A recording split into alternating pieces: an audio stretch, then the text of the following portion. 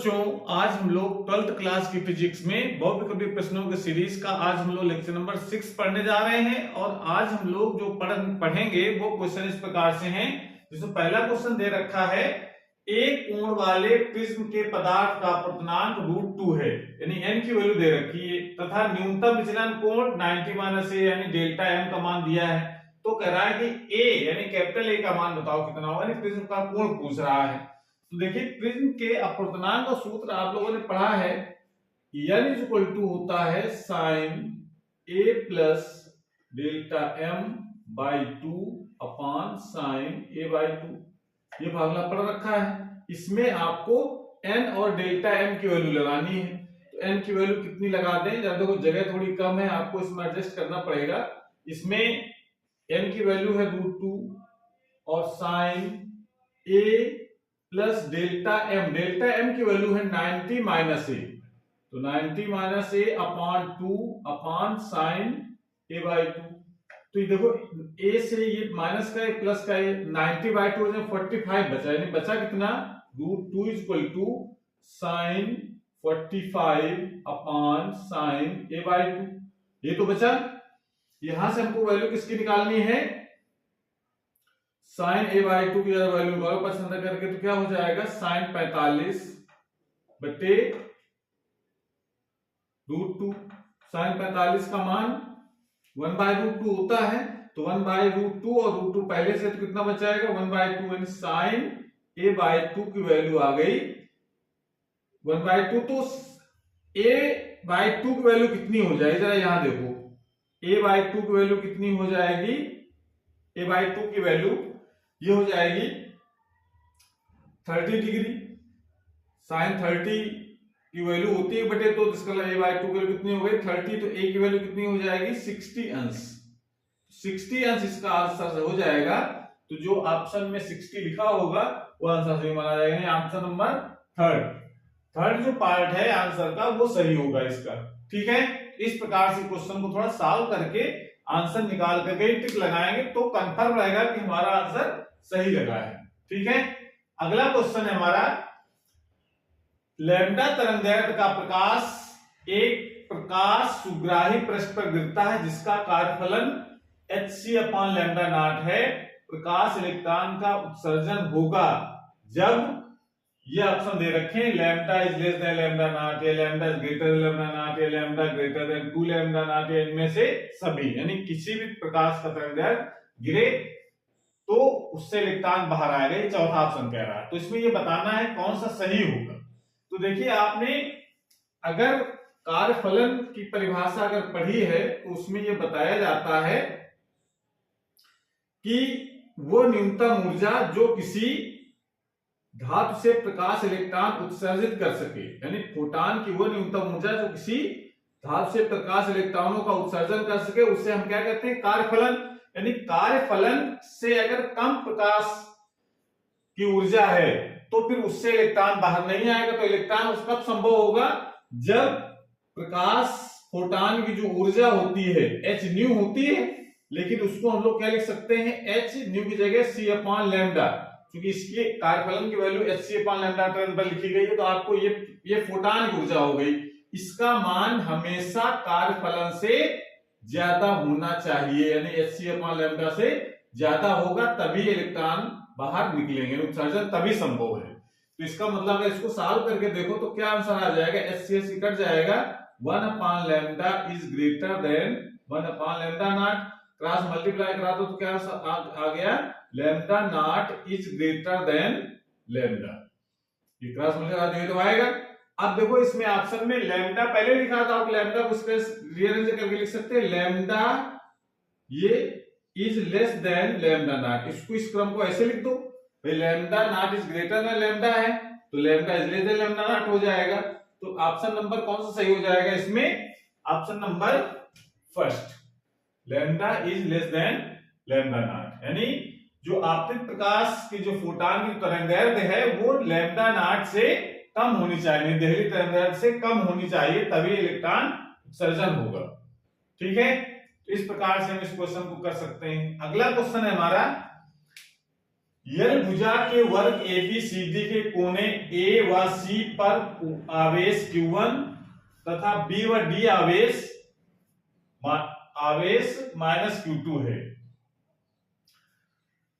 A पर स्थित आवेश साम्यावस्था में है तब अनुपात Q1/Q2 का होगा। अब आप यहाँ Q1/Q2 की वैल्यू निकालिए कितना होगा। तो जरा इसको चित्र से जरा मैं समझो इसका मतलब क्या है। जो चित्र में क्या कह रहा है क्वेश्चन में, छोटा सा चित्र यहाँ पर, ये देखो एक ये आयताकार आपको वर्ग बनाना है, ठीक है ना, वर्गाकार है, सॉरी एक वर्गाकार है A B C और D, और इसके कोनों पर A और C पर कौन सा आवेश रखा है Q1, यानी यहां पर भी Q1 है और यहां पर भी Q1 है, और B और D यहां पर जो आवेश रखा है वो है माइनस Q2, यानी यहां पर आवेश कितना है माइनस Q2, यहां पर आवेश है माइनस Q2। तो कह रहा है A पर स्थित आवेश अगर साम्यावस्था में, यानी इस पर लगने वाला जो बल है वो नेट बल कितना है, शून्य, तो कहा जाएगा कि वो साम्यावस्था में है। तो देखो इस सोच करके देखो नेट बल कैसे निकालेंगे, इस पर कुल बल निकालो। तो पहले जरा ये ए पर देखो 3 बल लगेंगे, एक ये आवेश लगाएगा क्योंकि माइनस प्लस का आवेश है, तो कौन सा बल लगेगा, आकर्षण बल, तो इस पर आकर्षण लगेगा इस तरफ को, और इस तरफ भी आकर्षण लगेगा क्योंकि ये भी माइनस का है, माइनस Q2 है, ये Q1 है। अब इस तरफ देखो दोनों के लंबाइयां चूंकि सबकी बराबर है भुजाओं की, यानी दूरियां सेम है आवेशों की, तो इसका मतलब दोनों आवेश में लगने वाला जो बल होगा वो सेम होगा, तो वो हम मान लेते हैं इस पर F1 है और इस पर भी F1 है। भाई आवेश बराबर, दूरी बराबर, तो बल भी बराबर होगा। तो दोनों में आपको F1 मान लेना है कि बल कितना लगेगा, F1 कौन सा बल लगेगा, आकर्षण बल, यानी ये D की तरफ आकर्षित होगा और A जो है B की तरफ भी आकर्षित होगा, और साथ में ये जो रखा हुआ है Q1 आवेश क्या करेगा, इसको प्रतिकर्षित करेगा बाहर की तरफ, क्योंकि ये दोनों सेम आवेश हैं, प्रतिकर्षित होगा, तो ये बल मान लेते हैं हम लोग F2 है, ठीक है। तो इस प्रकार से हम ये समझ सकते हैं कि ये तो दोनों बल हैं परस्पर लंबवत हैं, और इनका परिणामी जो होगा वो इस तरफ होगा, तो इनका परिणामी जो इस तरफ होगा उसके अपोजिट ये बल लगा, इसका मतलब ये दोनों जो अपोजिट और इक्वल होंगे तभी नेट बल 0 आएगा। इस तरफ लगने वाला जो बल होगा उसको अगर हम मान लेते हैं F है नेट बल, F1 और F1 का नेट बल, तो इसको हम कैसे समझेंगे जरा देखो। इसका मतलब है कि F की वैल्यू किसके बराबर आ जाएगी, दोनों परस्पर लंबवत हैं, तो इसका अंडर रूट क्या हो जाएगा, F1 प्लस F1 स्क्वायर, यानी F1 square plus F1 square, यानी क्या आ गया 2 under root 2 F1, under root 2 F1 आ जाएगा। अब ये जो दूरी निकालना है आपको, ये दूरी आप निकाल सकते हैं कितनी होगी, ये L, तो ये कितनी लंबाई हो जाएगी, भाई ये L है तो ये भी L हो जाएगी, भुजा है तो एक पाइथागोरस लगा करके लंबाई निकालेंगे, तो ये लंबाई क्या आ जाएगी 2 under root 2L, root 2L लंबाई हो गई। तो अब जरा इसकी ये दूरियां निकालो, F का मान तो आप यहां निकाल सकते हैं, F का मान कितना है, F1 का मान कितना होगा, इन दोनों को लगने वाला बल, यानी AB के बीच लगने वाला बल जो होगा, और इसके बीच लगने वाला बल F2, तो F2 का मान कैसे निकाला जाएगा, Q1 और Q1 में लगने वाला बल किसके बराबर हो जाएगा, तो ये F2 और F ये दोनों इक्वल होने चाहिए तभी साम्यावस्था आएगी। तो F2 का मान कितना होगा, ये लिख सकते हैं 1/4 पाई एप्सिलॉन नॉट और Q1 स्क्वायर, भाई Q1 है तो Q1 स्क्वायर बटे दूरी कितनी हो जाएगी, रूट 2L है तो 2L स्क्वायर, ये हो गया F2 की वैल्यू। F की वैल्यू कितनी है रूट 2, और F1 कितना है, AB पे लगने वाले या AB पे लगने वाला बल, तो ये मान इससे कितना बराबर हो जाएगा 1/4 पाई एप्सिलॉन नॉट, और यहां पर क्या आ जाएगा Q1 Q2 बटे R स्क्वायर तो मतलब L स्क्वायर, तो देखो L स्क्वायर से L स्क्वायर तो कट जाएगा, और 4 pi epsilon not 4 epsilon not भी कट जाएगा, और इसके स्क्वायर से ये Q1 भी कट जाएगा, तो क्या बचा है इधर लिखो, यहाँ पर बचा है ऊपर Q1, नीचे बचा है 2 इक्वल टू, यहाँ पर क्या बचा है Q2, नीचे क्या बचा है, नीचे नहीं बचा, इसमें ऊपर ही बचा है रूट 2, ये तो बचा, नीचे सब कुछ कट गया था। तो Q1/Q2 कितना हो जाएगा, Q1/Q2 कितना हो जाएगा 1 Q1/Q2। तो ये Q2 इधर बटे में आएगा तो ये कहां चला जाएगा 2√2, 2√2 इसका आंसर हो जाएगा। Q1/Q2 का आंसर कितना आ गया, देखो ऑप्शन कौन सा सही होगा, सेकंड नंबर 2√2। और समझ में आई, मतलब आपको पहले इन ए बी के भी लगने वाला और ए डी भी लगने वाला बल निकालना है। इन दोनों को परिणामी वो हमने क्या मान लिया है F के बराबर, तो दोनों लंबवत है तो इसका मान किसका बराबर हो जाएगा F1 square plus F1 square. ठीक है ना, परस्पर लंबवत उनका परिणामी कैसे निकालते हैं हम लोग, √a plus a square plus b square करके। तो इसको सॉल्व करेंगे तो √2F1 आ गया, और ये इस तरफ लगेगा, लेकिन साम्यावस्था में इसका मतलब इसका प्रतिकर्षण बल जो लगेगा वो दोनों इक्वल होने चाहिए। तो हमने इक्वल कर लिया F2 और F1। F2 की वैल्यू A और C के बीच लगने वाला बल, दूरी हमने निकाल रखी √2L, तो √2L ये दूरी हो जाएगी, स्क्वायर करेंगे तो 2L स्क्वायर हो गया, बाकी 1/4 होता है Q1 Q2 दोनों इक्वल हैं तो Q1 स्क्वायर हो गया, और √2 तो ये इसका मान हो गया, और F1 की वैल्यू आप लगानी है 1/4 Q1 Q2 बटे R स्क्वायर। R कितना काम हो जाएगा L का, L से L square cancel, 1/4 cancel, Q1 से Q1 की घात कम हो जाएगी, तो Q1/2 इक्वल टू √2 Q2 आ जाएगा, Q1/Q2 बराबर 2√2। इस प्रकार से इसका अनुपात आ जाएगा 2√2। इसका सेकंड ऑप्शन सही हो गया। ठीक है, अब जरा अगला क्वेश्चन है, इसमें R त्रिज्या की दो संकेंद्रीय वृत्ताकार कुंडली परस्पर लंबवत रखी है, सॉरी यहां पर लंबवत होना चाहिए, यहां लंबवत रखी है, दोनों में एक समान धारा I प्रवाहित करने पर परिणामी चुंबकीय आघूर्ण होगा। तो परिणामी चुंबकीय आघूर्ण पूछ रहा है, तो जरा इसको इस तरीके से समझना है। पहले तो आपको चुंबकीय आघूर्ण का फार्मूला पता होना चाहिए। चुंबकीय आघूर्ण M बराबर क्या होता है IA, M बराबर क्या होता है IA। तो यहां से देखो, पहले तो समझो क्वेश्चन में क्या कह रहा है, इसमें कह रहा है दो संकेंद्रीय वृत्ताकार कुंडली परस्पर लंबवत रखी। तो लंबवत कैसे होंगी जरा देखो, जैसे अगर एक कुंडली अगर ऐसे रखी है, तो इसकी जो इसका जो चुंबकीय आघूर्ण होगा, चुंबकीय आघूर्ण सदिश राशि होती है, तो डायरेक्शन कैसे होगी, मान लो करंट डायरेक्शन आपने ऐसे मान रखी है, तो करंट डायरेक्शन हमेशा जो है दाहिने हाथ का अंगूठे के नियम से निकालते हैं। करंट डायरेक्शन M की डायरेक्शन, तो M की डायरेक्शन कैसे निकालते हैं हम लोग, ये अंगूठे को ऐसे रखना है और इस तरीके से, और उंगलियों घुमाना है करंट की डायरेक्शन में। तो करंट जिस दिशा में होगी उस दिशा में M की डायरेक्शन होगी, तो इसका M किधर तरफ होगा, बाहर तरफ। तो आप इसको बाहर तरफ दिखा सकते हैं, इसका वैसे दिखा पाना संभव नहीं है, इस कारण से इसको हम इस तरीके से दिखा सकते हैं M। ठीक है, और अब इसके करें दूसरी एक लंबवत और एक दूसरी और रखी है, तो अब इसमें भी करंट डायरेक्शन ऐसी है। अब इसमें अगर घुमाएंगे तो किसकी डायरेक्शन कैसी आएगी इसमें, अब इसकी तल जो है इसके लंबवत है, तो इसका चुंबकीय आघूर्ण भी लंबवत होगा। तो इसमें आपको इस तरीके से दिखाना है कि ये लंबवत डायरेक्शन आपकी होनी चाहिए ऐसे। अब इसमें M और N, ये M दोनों के कैसे होंगे, परस्पर लंबवत होंगे। बस ये ध्यान रखना है कि चूंकि ये जो M की जो डायरेक्शन होती है वो अक्ष के अनुदिश होती है, बस सीधी से मतलब है, जो M की डायरेक्शन होगी वो अक्ष के अनुदिश होगी, वो अंदर तरफ हो सकती है बाहर तरफ भी हो सकती है, लेकिन अगर अक्ष के अनुदिश है और उसके जो तल है वो परस्पर लंबवत है कुंडलियों के, इसका मतलब उनकी अक्ष भी लंबवत होंगी। तो जब अक्ष लंबवत होंगी तो M भी लंबवत होंगे, और लंबवत होंगे तो उनका लंबवत होने का परिणामी कितना होगा, परिणामी कैसे निकालेंगे हम लोग, √M² प्लस M²।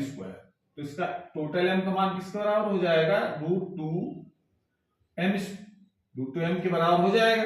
अब M कितना होगा, एक कुंडली का जो धारा सेम, त्रिज्या भी सेम, तो M की वैल्यू भी सेम आएगी, तो M की वैल्यू किसके बराबर होती है, √2IA के बराबर। और IA, अब I तो करंट हो गई, A उसका एरिया कितना है, त्रिज्या पता है, तो एरिया कितना हो जाएगा,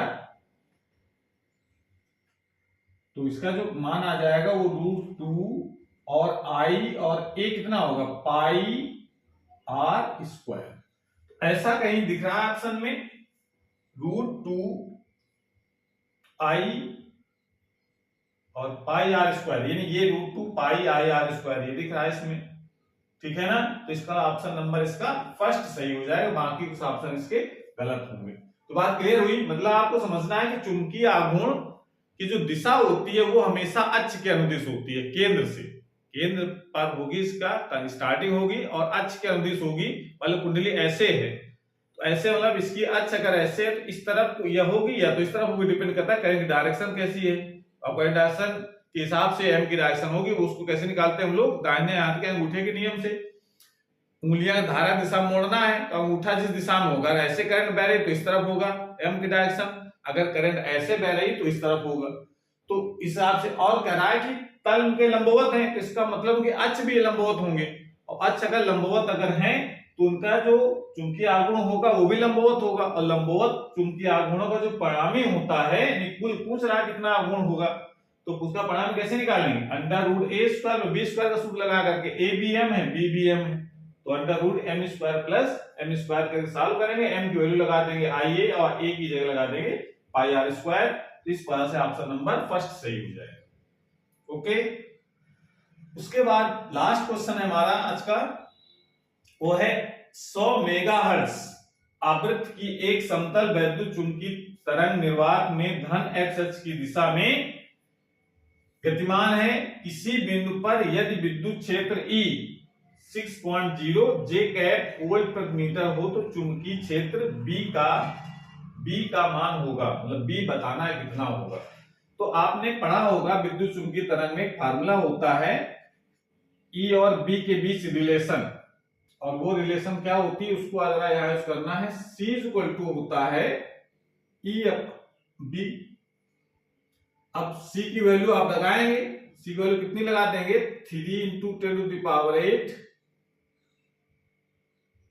इक्वल टू E की वैल्यू दे रखी इसमें, उसका 6, और ये I कैप J कैप तो J का मतलब उसकी डायरेक्शन है y अक्ष की दिशा में, ठीक है ना। अब इसकी बात करते हैं, पहले न्यूमेरिकल वैल्यू देखो इसकी, और अपॉन B, तो B इक्वल टू कितना हो जाएगा, B इक्वल टू हो जाएगा 6/3 × 10⁸, या इसको लिख सकते हैं 2 कट जाएगा ना इससे, 2 × 10⁻⁸।